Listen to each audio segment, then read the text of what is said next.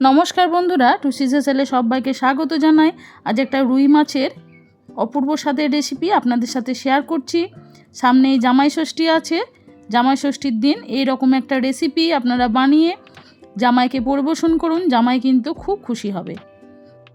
অনুরোধ রইল, ভিডিওটা কেউ স্কিপ করবেন না, স্কিপ না করে দেখুন। আশা করছি এই রেসিপিটা আপনাদের খুব ভালো লাগবে আর খুব অল্প সময়ের মধ্যে এই রেসিপিটা বানিয়ে আপনারা জামাইকে পরিবেশন করতে পারবেন।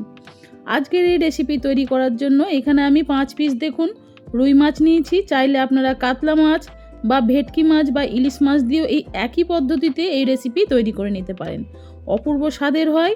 প্রথমে মাছের মধ্যে দেখুন লবণ দিয়ে দিয়েছি আর হলুদ দিয়ে দিচ্ছি এখানে খুব সামান্য পরিমাণে একটু লেবুর রস, একটা লেবুর কিছুটা অংশ আমি দেখুন কেটে লেবুর রসটা দিয়ে দিচ্ছি। এখানে গন্ধরাজ লেবুর রসটাই আমি ব্যবহার করছি, যে কোনো লেবুর রস এখানে ব্যবহার করতে পারেন। আর দিয়ে দিচ্ছি একটু ঝাল লঙ্কার গুঁড়ো, লবণ, লঙ্কা গুঁড়ো, লেবুর রস এগুলো সব মাখিয়ে ভালো করে মাছটাকে ম্যারিনেট করে রাখতে হবে প্রায় আধ ঘন্টা।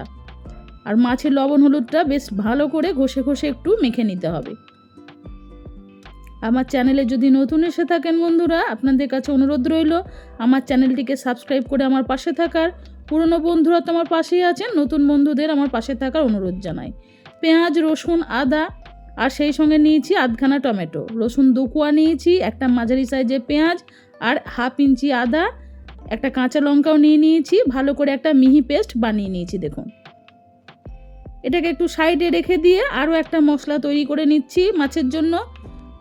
মিক্সি বাটিতে নিয়ে নিচ্ছি হাফ টিস্পুন দেখুন লাল সর্ষে, সেই সঙ্গে নিয়ে নিচ্ছি 1 টিস্পুন সাদা সর্ষে। পরিমাণ মতো দিয়ে দিচ্ছি এখানে জল, একটু জলের পরিমাণটা বেশি দিতে হবে। সেই সঙ্গে লবণ দিয়েছি। আমি কাঁচা লঙ্কাটা দেখাইনি বন্ধুরা, এখানে আমি একটা কাঁচা লঙ্কাও বেটে দিয়েছি। ভালো করে এবার এটাকে ছেঁকে নিতে হবে।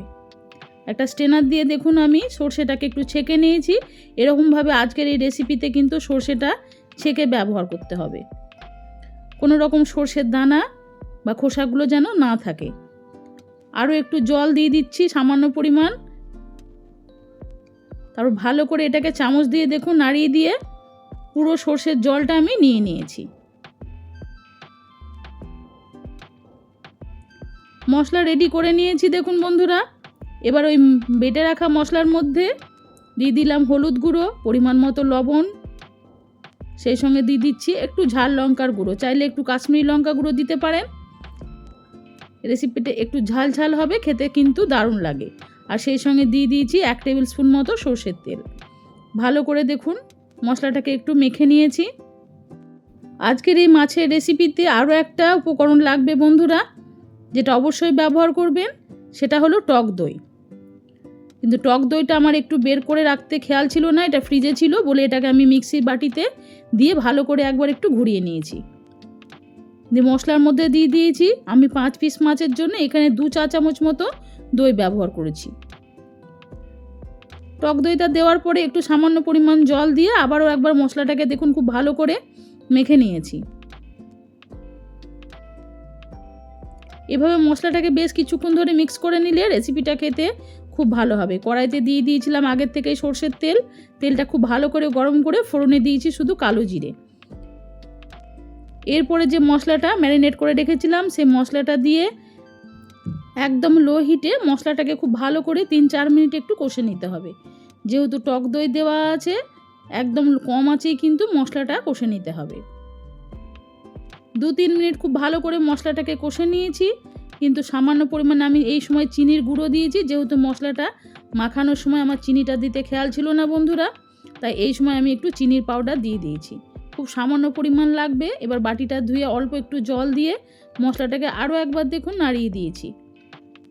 1-2 মিনিট এরকমভাবে আরও মশলাটাকে কিছুক্ষণ কষে নিয়েছি।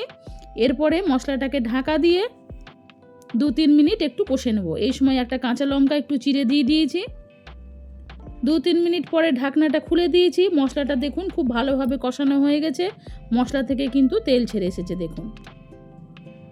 এরপরে যে মাছটা আমি ম্যারিনেট করে রেখেছিলাম প্রায় আধ ঘন্টা আগে, সেই মাছটা এবার মশলার মধ্যে দিয়ে দিচ্ছি। আজকের মাছটা কিন্তু ভাজিনি, কাঁচা মাছটাই ব্যবহার করছি। অপূর্ব স্বাদ হয় বন্ধুরা। এই রকম একটা রেসিপি যদি মাছের আপনারা তৈরি করে একবার বাড়িতে আপনারা খান বা জামাইকে পরিবেশন করেন, দুর্দান্ত লাগবে খেতে। ঢাকা দিয়ে ধিমি আঁচে এটাকে 5 থেকে 7 মিনিট আমি রান্না করে নিয়েছি। এরপরে ঢাকনাটা খুলে দিয়ে একবার মাছটাকে একটু উল্টে দিতে হবে। সব মাছগুলোকে দেখুন আস্তে আস্তে উল্টে দিয়েছি, মাছ কিন্তু একদম ভাঙবে না। মাছের তো অনেক রকম রেসিপি খেয়েছেন বন্ধুরা, একবার এই রেসিপিটা ট্রাই করবেন, অসাধারণ স্বাদ হয়। এরপরে সর্ষে বেটে রেখেছিলাম, সেই ঘোলটা এবার দিয়ে দিয়েছি। কিছুক্ষণ পর মাছটা রান্না করার পরে যদি সর্ষে বাটাটা দেওয়া হয় তাহলে কিন্তু রান্নার টেস্টটা খুব ভালো হবে, মাছের রেসিপিটা বেশ একটু ঝাঁঝালো হবে। একটু লেবুর রস দিয়ে দিয়েছি, গন্ধরাজ লেবুর রস, এতে কিন্তু ফ্লেভারটা অপূর্ব আসবে। যেহেতু কাঁচা মাছ ব্যবহার করছি রেসিপিতে, না ভেজে রান্নাটা করছি, সেই জন্য একটু লেবুর রস দিলে কিন্তু কোনো রকম কাঁচা গন্ধ থাকবে না, আর রেসিপিটা খেতে কিন্তু অত্যন্ত সুস্বাদু হবে। তারপরে ঢাকা দিয়ে আরও 5 থেকে 7 মিনিট আমি রান্না করে নিয়েছি। নামানোর আগে এখানে দিয়ে দিচ্ছি কিছুটা কাঁচা সর্ষের তেল, প্রায় 1 থেকে 1.5 চা চামচ মতো একটু সর্ষের তেল দিয়েছি।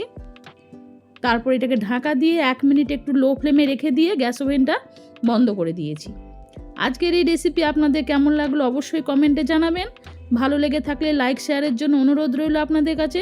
নিজেদের প্রিয়জন বন্ধুবান্ধবদের কাছে রেসিপিটি শেয়ার করে দিয়ে তাদের দেখার সুযোগ করে দিন। আর এই জামাই ষষ্ঠীতে জামাইকে পরিবেশন করুন এইরকম একটা মাছের দুর্দান্ত স্বাদের রেসিপি। আজ আসি বন্ধুরা, সবাই ভালো থাকুন, সুস্থ থাকুন। ফিরে আসবো অন্যদিন অন্য কোনো নতুন পর্বে নতুন রেসিপির সাথে। নমস্কার।